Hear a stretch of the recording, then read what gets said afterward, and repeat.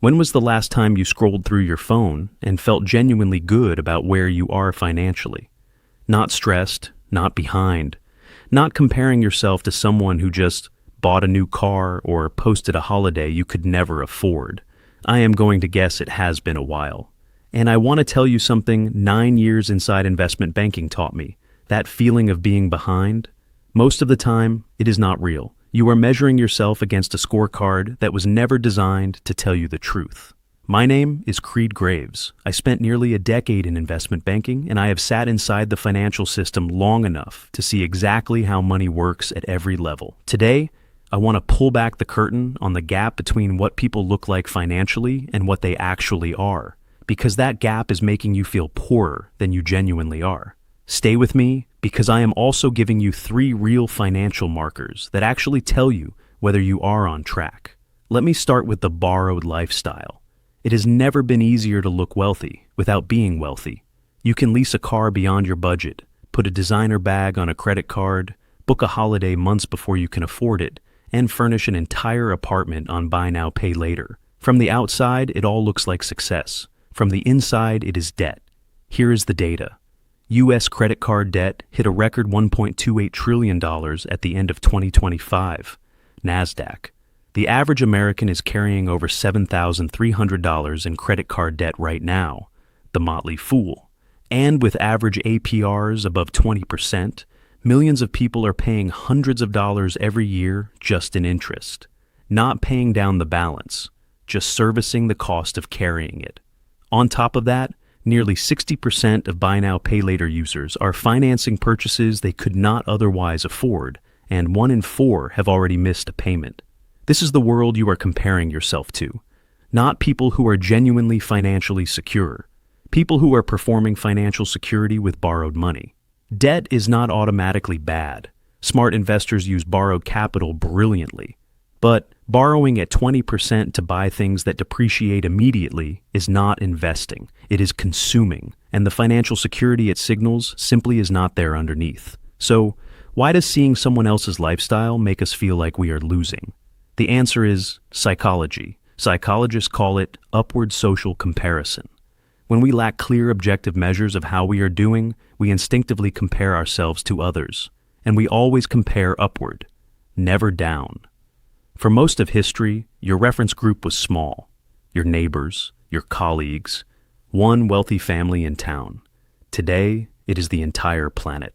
Before breakfast, you have seen a 26-year-old who sold a startup for 8 figures, and someone your age who apparently owns multiple properties and travels constantly. The algorithm shows you the top fraction of a percent and makes it feel like the standard. Research confirms that daily social media use directly lowers positive self-worth because of upward comparison.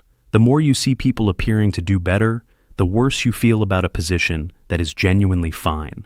And here is what I observed inside banking. The clients with real wealth were almost always the quietest people in the room. No designer everything, no constant posting. The loudest signals of wealth online are very often the least accurate signals of actual financial health. So, what should you actually measure yourself against? 3 markers. First, savings rate. Are you saving at least 10% of your income every single month? The U.S. personal savings rate has been sitting between 3 and 5% for years. If you are consistently saving 10% or more, you are already ahead of the majority of people around you. Second, retirement contribution. Are you putting money toward your future self every month through a 401k, a Roth IRA, or another long-term vehicle? The average American retirement balance is well below what financial planners consider sufficient. People who start early and contribute consistently are building a compounding advantage that most people never catch up to. If your retirement account is running and money is going in every month, that is a genuine marker of financial health. Third, debt management. Not whether you have debt, but whether you are on top of it. Are you making more than minimum payments? Do you have a clear timeline to clear it? Is it building something, or is it purely consumption debt at high interest rates? Only you know the honest answer. If you are hitting 2 or 3 of these markers, you are in a stronger financial position than the comparison game has been making you feel. Now, let me explain why even people who are genuinely doing well still feel like they are not. It is called the hedonic treadmill. Human beings have a stable baseline happiness level. Something good happens, it spikes. Then within weeks or months, it drifts back to exactly where it started. The achievement becomes the new normal. Think about the first time you hit a salary you had been chasing. How long before it became the number you complained about? The dream apartment became the one you scroll past on property apps wishing it were bigger.